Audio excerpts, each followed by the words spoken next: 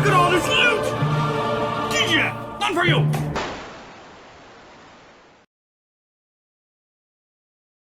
Welcome back, I'm Captain Xavier and I am a shameless fan of getting free stuff, and today I have once again been sent stuff by BuzzBee. Now you might not be aware that BuzzBee sent me stuff because in my previous review that I did for them, I failed to mention their name even once. Not once in the whole video reviewing the BuzzBee blasters that were sent to me by BuzzBee did I say BuzzBee, and they pointed this out in an email going, hey, if we ever send you stuff again, do you think you could mention our name? And that's very fair. So I'm actually impressed that they decided to go ahead and send me more stuff after that, but they have. First off, they sent me the upgraded, or the newer version, the better catch version of the Thunder Shot. The previous one that I got was the Sear catch version, the weaker catch version. And I mentioned this in the video, and they apparently actually watched the video and opted to send me a replacement without me ever actually asking for one, which is pretty cool. So this is the latching catch, the black catch version. You can see the trigger doesn't move when you prime it. So I will be doing a whole video on that. We're comparing it to the previous version and possibly doing some robust testing on it. They also sent me a bunch of the ammo, the long-range ammo, which is pretty snazzy, but then they let me pick 2 additional blasters to review, and they sent them to me. The ones that I picked were the Trigger Fire, because it has a fairly interesting mechanism. We've seen similar stuff, but not a lot.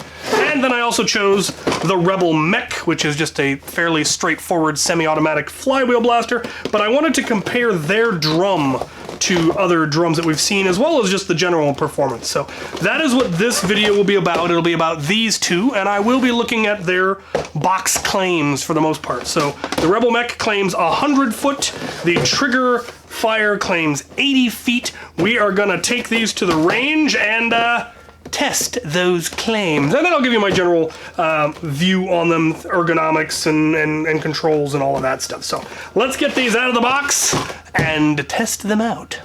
Right, here in the field, construction still in the background, come to grips with this. Let's see if this thing can get the 80 feet that the box claims. The first cone out there is at 80 feet, the further one is at 100. Let's see if we can reach out and hit it. Oh, that one.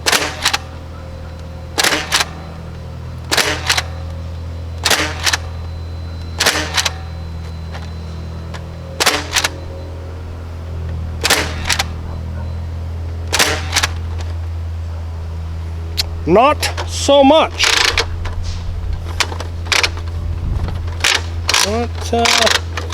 What's the boggle here? We'll try it again.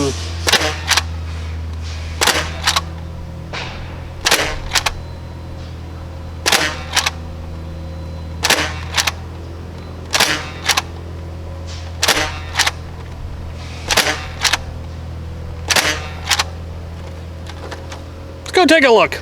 That didn't seem great. There's a couple absolutely flounder here at 20 feet. That's not good. We then had one come in here at 33, 38. Started to get more of a grouping between 48 and 65. Looks like it was the farthest. So, bit short of that 80 foot claim. The farthest I've gotten on any of my takes was 78. So, yeah. Let's try it on the range. See if I can hit anything with it. Right, so it came in a little short on the long range, but I wouldn't expect this to be a long range blaster. I'm much more curious, can I hit a man-sized target at reasonable engagement range? Because if you can, this blaster might actually have a decent place. Let's take a look. Can I hit the 25?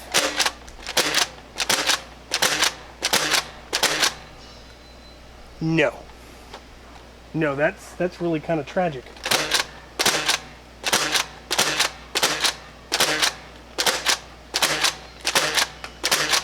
I got one! It only took me 15 shots.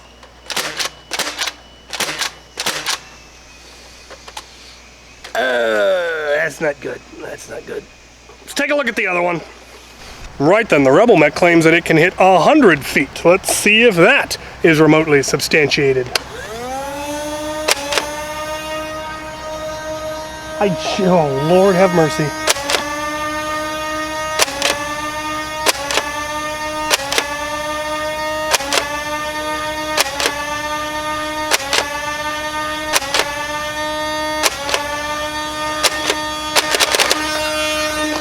Let's go take a look. All right, the shortest and way off to the right is coming in at 65. We then start seeing them dropping in at 85, 90, 95, 100, 105, and the longest one I'm seeing is here at 117. Okay, but can I hit anything with it? Same thing, don't really expect this to be a long-range precision thing. I want to be able to hit a man-sized target at a reasonable engagement range. Can it?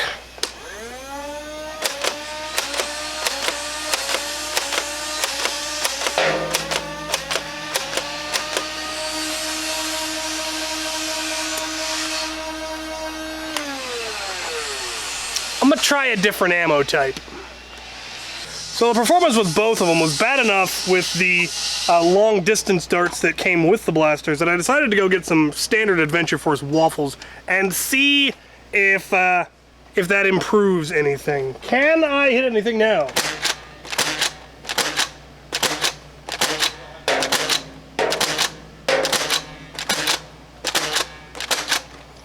Well, I managed to get 3 hits and the grouping was better. Right, now with Adventure Force waffles.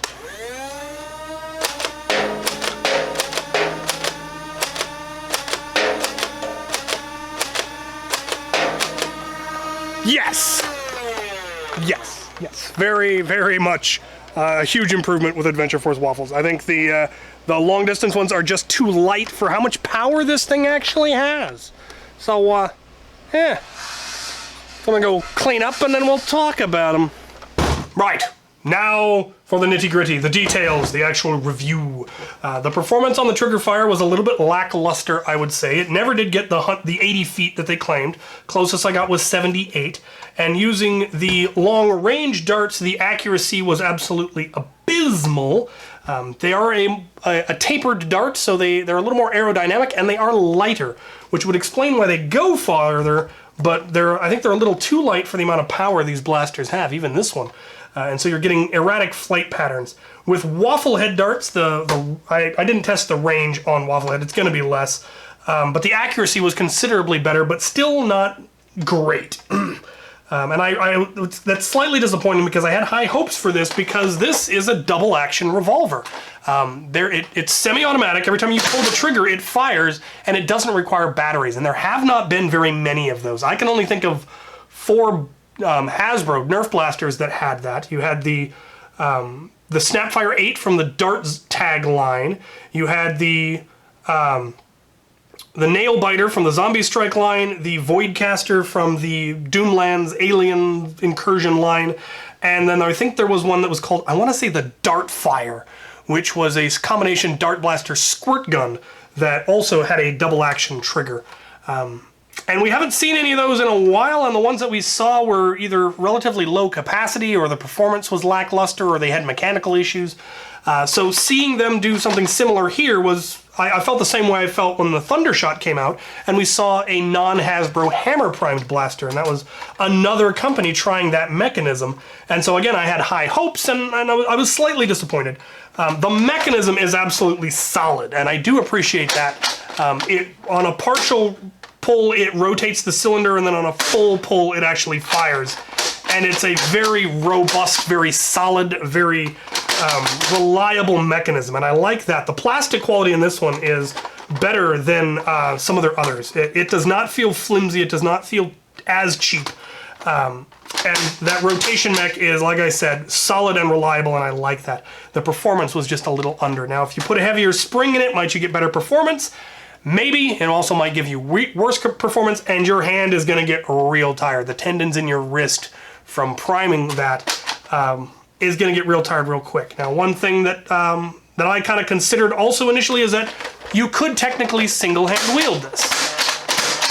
There's nothing to say that you couldn't. The downside is the accuracy is not going to be great, though it's not as bad as some of the other ones. I'm able to keep it fairly on target as I prime. When you start going a little bit faster, you can start to feel some barrel wobble there. But in general, I like the idea of a semi-automatic, non-battery powered blaster.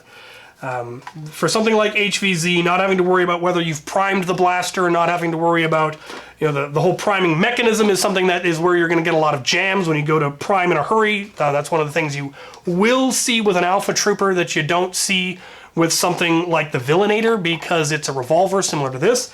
This also being a revolver where there isn't a breech that's constantly being loaded. You can just snap fire, and in an HVZ, if they're really close.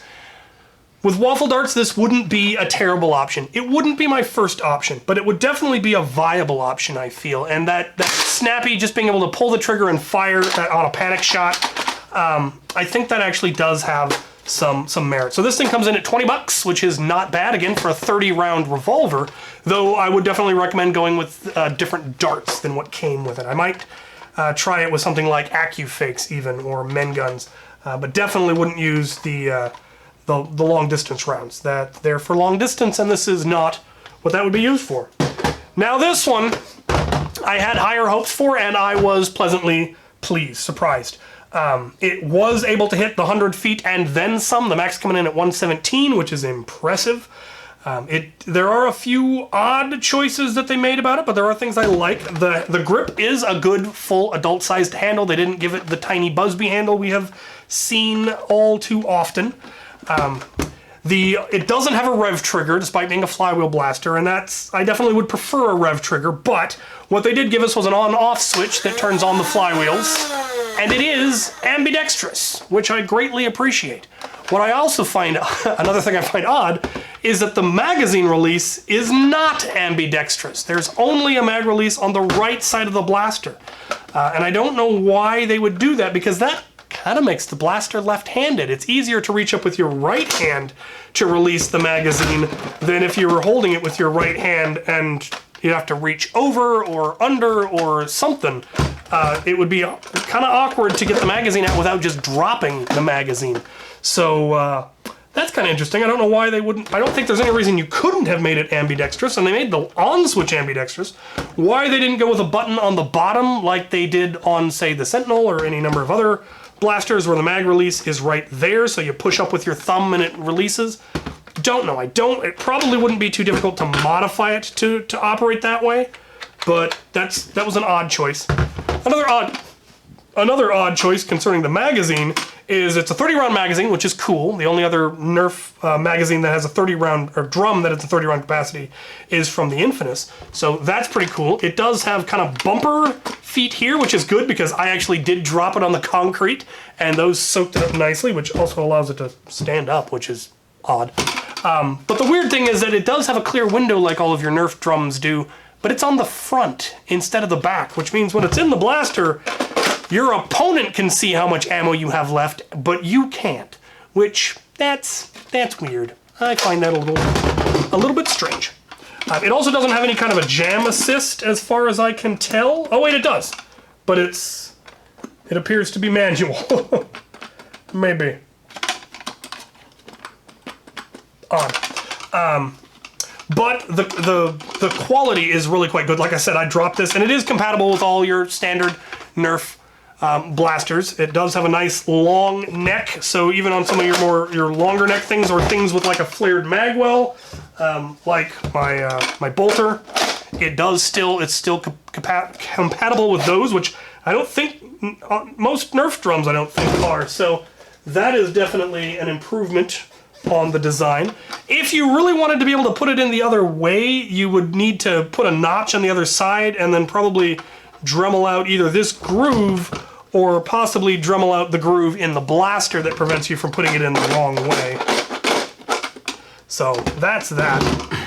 As far as upgrades, this one being flywheel, I mean, as long as we could get a better cage and possibly better wheels, it would definitely be something that could be upgraded. And I would love to see that because this has one of the most pleasantly snappy triggers of any semi-automatic blaster I've ever had. The only two that I can think of that have similarly super snappy triggers are the Hailfire, which had a geared trigger that was super snappy, and the semi-automatic FDL. So, I mean, this thing's trigger is on par with the trigger of an FDL, which should tell you just how much I love the snappiness of this trigger. I just wish it had, you know, better motors or more current from the batteries, so you could really use that super snappy semi-automatic fire, which would not be at all difficult, because in addition to having a fairly large battery housing potential here, the jam door is kind of almost a storage area. There's just a huge open area right in there in the jam door, which is just begging to put a big old LiPo in there. It's even got a door that opens and closes. So yeah, great potential for upgrades. The ergonomics are really actually very pretty. It's very cyberpunk. It's also completely symmetrical, which is something you don't see in a lot of flywheel blasters. So yeah, I am very pleasantly pleased with the Rebel Mech. It's everything that I hoped. The only thing that's a little odd is the lack of a rev trigger, but it also, given how snappy that trigger is, I don't think it would be terribly difficult to have a multi-stage trigger, to where a partial trigger pull would rev, or you could probably mount a rev trigger in there if you really wanted to, or just have one that you flip on and leave on if you're using it for, you know, fire support. Downside, of course, you run the risk of running your batteries out a lot faster if you're not turning it on and off. But very pleasantly pleased with the Rebel Mech. I hope they come out with more blasters like this. I'd like to see a smaller one, if at all possible. Very similar snappy mechanism, similar quality and all of that, but a little bit smaller, because this is a little large for a one-handed. It's not too large, but it's a little bit front heavy. I'd like to see one that was a little bit more smaller, the handle a little bit closer to the magwell, so it's a little bit better balanced. But I'm digging what they've got as far as quality and performance with the Rebel Mech, so I really like that one. So there you have it. That's my thought on the two of these. A little bit disappointed by this, very much surprised and pleased with this one. So there you have it. Hope this helps some of you maybe make a decision about getting them, or where you would use them, or how you'd use them, or hopefully this gives some feedback to BuzzBee. I very much appreciate them sending me these. I still very impressed with the fact that they're coming out with blasters that are using unconventional or less common mechanisms. I do like that. I'd love to see them continue that vein and come out with, you know, odd and new and possibly better items. I don't know if I mentioned the price on this one. This one was $25, which is, again, a very good price for what you're getting as far as power and potential and the quality. Definitely higher quality than some of their previous stuff. I very much approve of that. This one was $20. Again, for a 30-round double action revolver, that's actually pretty good. So there you have it. There are my thoughts on the Triggerfire and the Rebel Mech. Let me know what you guys think of them, and thank you for watching.